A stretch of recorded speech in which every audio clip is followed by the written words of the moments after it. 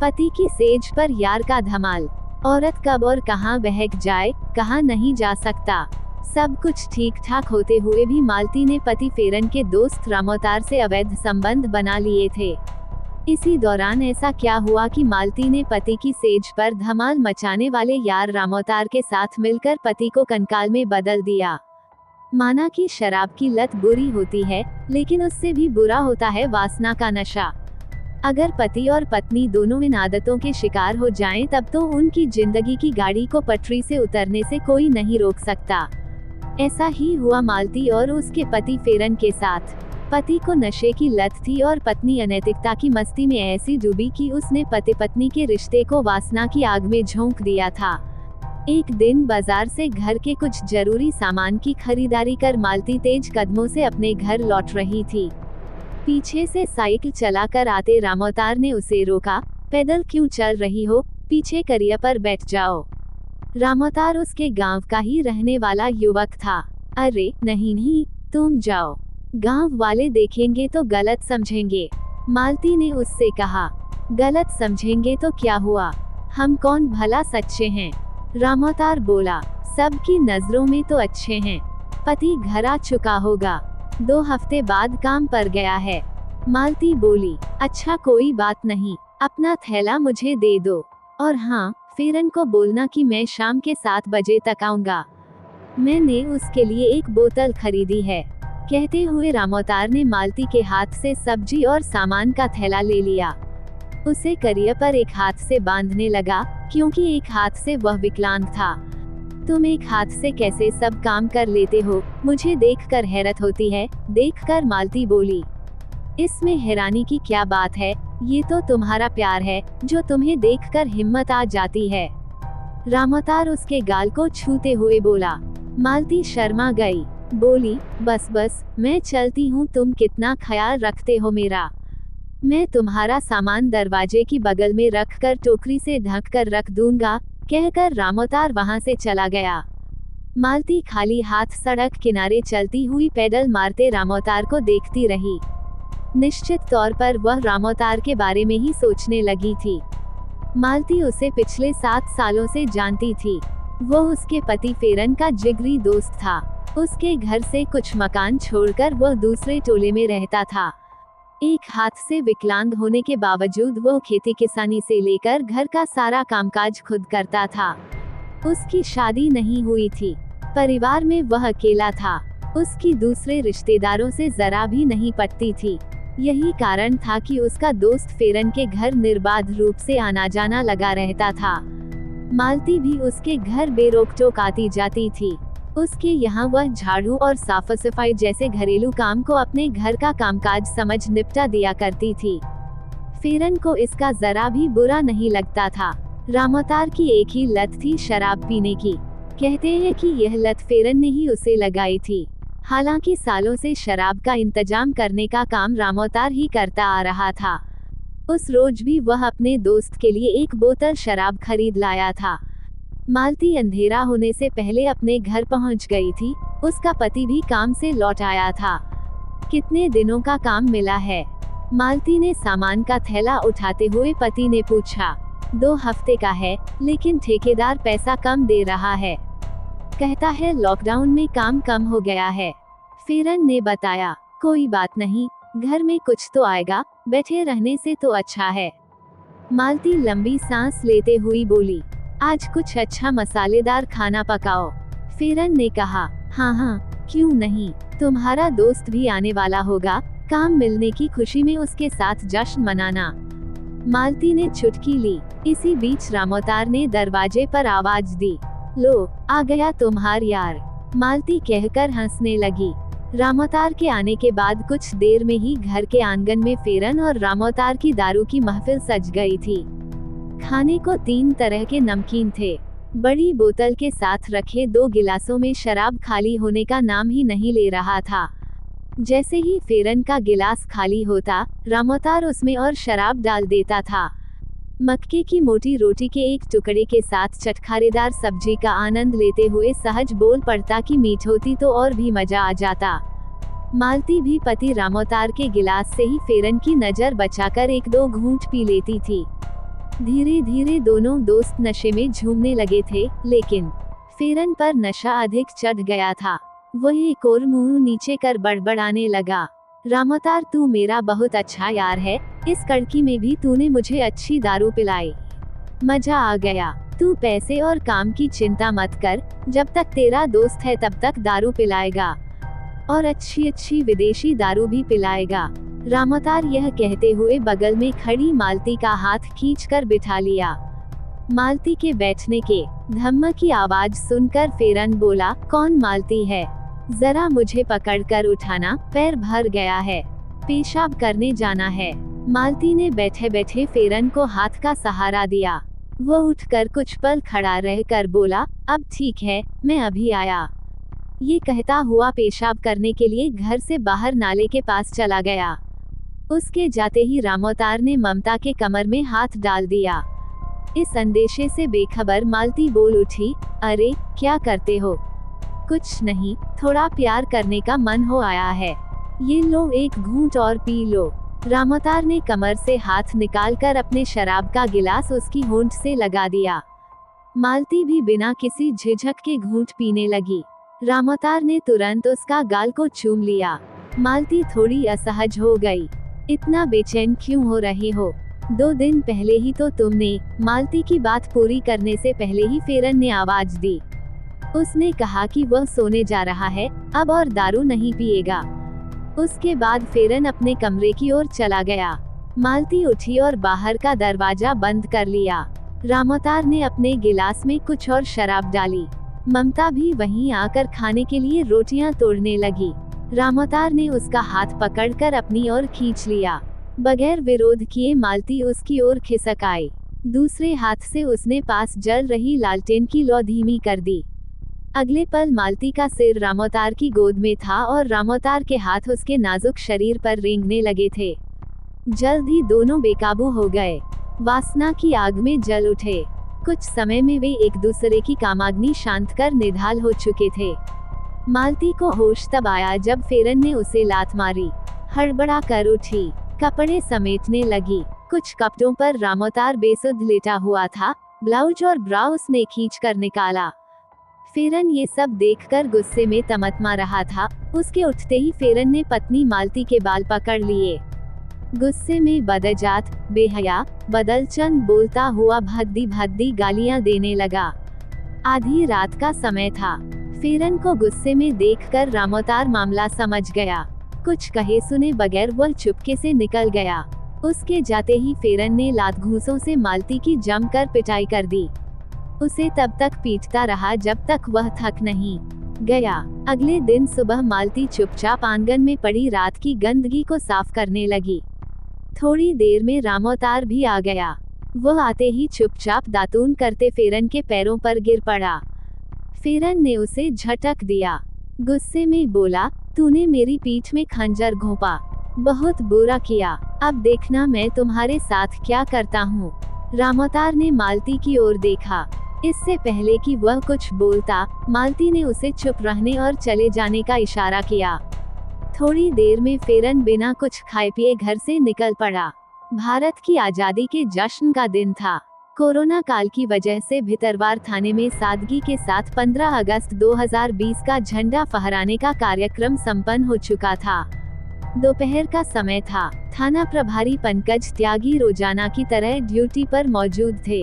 मालती बदहवास घबराई हुई थाने आई। आते ही फफक कर रोने लगी। पूछने पर उसने बताया कि पिछले 9 दिन से उसके पति का कुछ पता नहीं चल पा रहा है। वह 6 अगस्त से ही लापता है। उसकी कई जगहों पर तलाश की जा चुकी है, लेकिन कोई पता नहीं चल पा रहा है। उसने बताया कि वह 6 अगस्त को काम पर निकले थे। उसके बाद वह घर नहीं लौटे। उसने बताया कि उनके पास पुराना मोबाइल फोन था, लेकिन वह बंद आ रहा है। हो सकता है खराब हो गया हो। इसी के साथ मालती किसी अनहोनी की आशंका जताते हुए थाने में रोने लगी। थाना प्रभारी ने उसे ढांढस बंधाते हुए जल्द ही पता लगाने का आश्वासन दिया। उन्होंने उसके लापता होने की रिपोर्ट दर्ज कर ली। इसी के साथ उसे भी कहा कि पति के बारे में जो भी बात मालूम हो, वह थाने में तुरंत बताए। उसके बाद हर दूसरे दिन मालती थाने आती और अपने पति के बारे में पूछती थी। एक दिन थाने में मालती पति को लेकर जोर जोर से हाया हाया कर रोने लगी। देर तक थाने में हंगामा होता रहा। महिला पुलिसकर्मी ने उसे चुप कराया, खाना खिलाया। थाना प्रभारी ने उसे बताया कि उन्होंने उसके पति की तलाश के लिए कई लोगों से पूछताछ की है। काम देने वाले ठेकेदार से भी फेरन के बारे में पूछा गया है। उसके एक खास दोस्त रामोतार से पूछताछ बाकी थी। पुलिस ने तय कर लिया था कि कोई संदिग्ध सुराग हाथ लगते ही रामोतार को भी थाने बुलाकर उससे पूछताछ की जाएगी। इस काम के लिए थाना प्रभारी ने कई भरोसेमंद मुखबिर भी लगा दिए। कई महीने बीतने पर भी फेरन का कुछ पता नहीं चला। धीरे धीरे उसकी गुमशुदगी की फाइल पर धूल जम गई। उसके ऊपर कई दूसरी फाइलें रख दी गईं। किंतु मालती चुप नहीं बैठी। उसने 14 सितंबर 2020 को पुलिस पर पति को नहीं ढूंढने का आरोप लगाते हुए हाईकोर्ट में बंदी प्रत्यक्षीकरण याचिका लगा दी। इस पर कोर्ट ने ग्वालियर एसपी अमित सांघी को जांच के आदेश दिए। सांघी ने फेरन की गुमशुदगी के मामले को गंभीरता से लेते हुए एएसपी देहात जयराज कुबेर के नेतृत्व में टीम गठित कर दी। इसके अलावा उन्होंने भितरवार एसडीओपी अभिनव बारंगे को भी इस केस को खोलने में लगा दिया।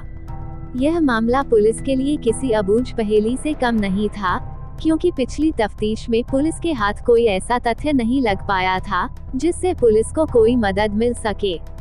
एसडीओपी बारंगे ने इस सनसनीखेज मामले की 7 जुलाई 2021 को नए सिरे से बारीकी से अध्ययन करते हुए जांच शुरू की। जांच की शुरुआत उसके अजीज दोस्त रामोतार से हुई। थाना प्रभारी पंकज त्यागी को अपने साथ लेकर फेरन के गांव मोहनगढ़ गए। वहीं उससे फेरन के बारे में हर छोटी छोटी बातें पूछी गईं। उससे मिली कई जानकारियां काफी चौंकाने वाली थीं। उसी सिलसिले में मालूम हुआ कि फेरन की पत्नी मालती का चाल चलन ठीक नहीं है। फेरन के लापता होने वाले दिन से ही वह रामोतार के घर पर रह रही है, जबकि इस बात का मालती ने पुलिस से जरा भी जिक्र तक नहीं किया था। यहाँ तक कि उसने फेरन और रामोतार के जिगरी दोस्त होने की बात तक नहीं बताई थी। पुलिस के लिए ये जानकारी महत्वपूर्ण थी। पंकज त्यागी ने 26 जुलाई 2021 को रामोतार को पूछताछ के लिए थाने बुलाया। उसने न तो फेरन के बारे में कोई खास नई जानकारी दी और न ही मालती से संबंध के बारे में कुछ बताया। उसने अपने दोस्त के लापता होने पर काफी दुख भी जताया। मालती भी रामोतार के फेरन का परम मित्र होने का वास्ता देती रही। दोनों की बातों पर भरोसा कर एसडीओपी ने उस दिन उन्हें छोड़ दिया, लेकिन टीआई भितरवार को दोनों पर चौकस नजर रखने को कहा। दूसरे दिन एसडीओपी ने बिना वक्त गंवाए दूसरे राउंड की पूछताछ के लिए मालती और रामोतार को फिर से बुलवा लिया। उन्होंने पूछताछ के लिए सबसे पहले मालती को अपने कक्ष में बुलाया। उससे फेरन और रामोतार के बारे में कई कोनों से पूछताछ की। हर सवाल का जवाब उसने अपने सुहाग का हवाला देकर कसम के साथ दिया। बातों बातों में उसने बोल दिया कि मैं अपने सुहाग को क्यों मिटाऊंगी। यही बात पुलिस के गले नहीं उतरी कि आखिर मालती के दिमाग में अपने सुहाग को मिटाने की बात क्यों आई। कहीं उसने सच में ऐसा तो नहीं किया है। जरूर कुछ बात है जो वह छिपा रही है। 2 दिनों बाद पुलिस ने मालती को फिर थाने बुलाया। वहां पहले से रामोतार को देखकर वह चौंक पड़ी। उसके आते ही टीआई ने कड़कदार आवाज में कहा, मुझे तुम्हारे बारे में बहुत कुछ मालूम हो चुका है। अब तुम सब कुछ सच सच बता दो, वरना मुझे सच्चाई पता करने के लिए दूसरा रास्ता अख्तियार करना पड़ेगा। और हाँ, तुम्हारे पति का सुराग मिल गया है। क्या कहते हैं साहब, मेरा पति कहाँ है? मालती खुद को संभालती हुई बोली। जब तक दूसरे पुलिसकर्मी ने रामोतार को दूसरे कमरे में बुला लिया। तुम्हारे बारे में रामोतार ने बहुत सारी बातें बताई हैं। ये कहते हुए जांच अधिकारी ने अंधेरे में तीर चलाया, जो निशाने पर जा लगा। मालती के चेहरे का रंग उड़ गया था। क्या बोला साहब मेरे बारे में? मालती डरती हुई बोली, ये कि तुम पति से हमेशा झगड़ती रहती थी और वो उसकी मारपीट से तुम्हें बचाया करता था। किस मियां बीवी के बीच झगड़ा नहीं होता है साहब? मालती बोली, तुम बातें मत बनाओ, सही सही बताओ कि 6 अगस्त को तुम्हारा पति से झगड़ा हुआ था या नहीं। जांच अधिकारी ने पूछा। उसी वक्त एक पुलिसकर्मी आकर बोला, साहब, रामोतार ने अपना जुर्म कबूल कर लिया है। क्या, कैसा जुर्म? मालती अचानक बोल पड़ी। जांच अधिकारी बोले, जुर्म कबूला है रामोतार ने, तो तुम क्यों चौंक रही हो? उसके बाद वह रामोतार से पूछताछ करने चले गए। इधर मालती सिर झुकाए बैठी रही। एसडीओपी थोड़ी देर बाद रामोतार को लेकर मालती के पास आए। उन्होंने मालती से कहा, तुम्हारा सारा राज खुल गया है। उसका सबूत कुछ मिनटों में मिल जाएगा, इसलिए भलाई इसी में है कि तुम दोनों सब कुछ सच सच बता दो। कुछ देर में ही दो पुलिसकर्मी एक ग्रामीण को लेकर आए। उसे देखते ही रामोतार चौंक गया, लेकिन खुद को काबू में रखते चुप रहा। एसडीओपी रामोतार से बोले, इसे तो तुम पहचानते ही हो, शिवराज है। इसकी एक गलती ने तुम्हारा भेद खोल दिया है। मालती और रामोतार चुप रहे। अब जांच अधिकारी ने कुछ बातें विस्तार से बताते हुए कहा, इसके पास जो मोबाइल है, उसमें तुम्हारे दोस्त और मालती के पति फेरन के मोबाइल का खास नंबर आ चुका है। शिवराज का कहना है कि उसने रामोतार के साथ मिलकर फेरन की हत्या कर दी है। उसके बाद उसके मोबाइल के सिम को फेंककर अपना नया सिम लगा लिया था, जिससे फेरन के मोबाइल का एमईआई नंबर एक्टिवेट हो गया और हमारी पहुंच उस तक हो गई। इतना बताने के बाद जांच अधिकारी ने रामोतार से कहा, अब तुम सच बताओगे या मुझे कुछ और सख्ती दिखानी होगी? तो फिर रामोतार ने अभी तक जुर्म नहीं कबूला था, आप लोगों ने मुझसे झूठ बोला। मालती सहसा बोल पड़ी, एक जुर्म करने वाला तुम्हारे सामने आ चुका है, दूसरा तुम्हारा प्रेमी रामोतार है, जो अपनी सच्चाई बताएगा। यदि पता होता तो मैं आपको अवश्य बता देता साहब। हम दोनों तो रोज मजदूरी करने साथ जाते थे, मेरी तो उससे खूब पटती थी। रामोतार का ये बोलना था कि थाना प्रभारी पंकज त्यागी का झन्नाटेदार थप्पड़ उसके गाल पर पड़ा। वह अपना गाल पकड़कर बैठ गया। अभी बैठा बैठा कुछ सोच ही रहा था कि एसडीओपी अभिनव बारंगे बोले, तुम्हारा इश्क किससे और किस हद तक है, ये सब मुझे जांच के दौरान पता चल चुका है। तुमने फेरन को क्यों और किस लिए मारा, वह भी तुम्हारे सामने है। उन्होंने मालती की ओर इशारा करते हुए कहा। ये सुनकर मालती ने शर्म से नजरें झुका लीं। उसे इस बात का जरा भी अंदेशा नहीं था कि टीवी पर क्राइम सीरियल देखकर बनाई कहानी का अंत इतनी आसानी से हो जाएगा और पुलिस उससे सच उगलवा लेगी। तीर निशाने पर लगता देख एसडीओपी ने बिना विलंब किए तपाक से कहा कि अब तुम्हारी भलाई इसी में है कि तुम दोनों साफ साफ बता दो कि फेरन की हत्या क्यों की। मुझे तुम्हारे मुंह से सच जानना है। मालती और रामोतार लगातार पुलिस अधिकारियों द्वारा फेरन को लेकर पूछे जा रहे सवालों के जवाब देने में इस कदर उलझ गए कि उन्होंने उसकी हत्या का अपना अपराध स्वीकार करने में ही अपनी भलाई समझा। फेरन की हत्या की जो कहानी उभर कर सामने आई, वह पराये मर्द की चाहत में निर्दयता की पराकाष्ठा की कहानी बयां करती है। कोई सोच भी नहीं सकता था कि पत्नी अपने ही पति का अपने प्रेमी के साथ मिलकर कत्ल कर देगी, वह भी तब जब वह अपनी पत्नी को हर सुख सुविधाएं उपलब्ध कराता हो। रामोतार ने अपना गुनाह कबूल करते हुए बताया कि उसने अपनी प्रेमिका मालती के कहने पर अपने दोस्त शिवराज के साथ मिलकर फेरन की हत्या की थी। पूछताछ में मालती ने बताया कि उसके और रामोतार के बीच संबंध थे। पति ने उसे एक बार रंगे हाथों पकड़ लिया था, उसके बाद से उसके फेरन के साथ संबंध बिगड़ गए थे। इसे देखकर ही फेरन को रास्ते से हटाने के लिए उसकी हत्या की योजना बनाई। योजना के तहत रामोतार ने अपने दोस्त शिवराज को भी शामिल कर लिया। इसके लिए उसने शिवराज को 5,000 रुपए और शराब भी उपलब्ध कराई। 6 अगस्त 2020 को फेरन अपने मामा के गांव निमाई गया हुआ था। वहां से उसके लौटकर घर आते समय रामोतार और शिवराज ने उसे रास्ते में ही रोक लिया। फिर शराब पिलाने के बहाने से हस्तिनापुर क्षेत्र के चपरोली गांव के बाहर खेत में ले गए। वहीं तीनों ने शराब पी। रामोतार और उसके दोस्त शिवराज ने जानबूझकर फेरन को कुछ ज्यादा ही शराब पिला दी। जब उसे अधिक नशा हो गया, तब उन्होंने उसके सिर पर पत्थर और लोहे के पाइप से वार कर मौत के घाट उतार दिया। फिर उसकी लाश शिवराज की बाइक पर ले जाकर कृपालपुर गांव में स्थित एक सूखे कुएं में फेंक दी। बाद में उस कुएं पर मिट्टी डालकर पौधे लगा दिए गए। तीनों को भरोसा था कि अब वे कभी भी फेरन की हत्या के मामले में पकड़े नहीं जाएंगे। लेकिन इस बीच शिवराज ने ये गलती कर दी कि फेरन के मोबाइल में डाली सिम निकाल कर फेंक दी और उसमें अपनी सिम डाल ली। मालती और रामोतार की निशानदेही पर पुलिस द्वारा 26 जुलाई 2021 को कुएं से फेरन का कंकाल बरामद कर लिया गया। बाद में वह डीएनए टेस्ट के लिए प्रयोगशाला भेज दिया। थाना हस्तिनापुर में हत्यारोपियों मालती, रामोतार और शिवराज के खिलाफ भादुम्बी की धारा 302, 201, 120 बी के तहत रिपोर्ट दर्ज कर तीनों अभियुक्तों को जेल भेज दिया गया।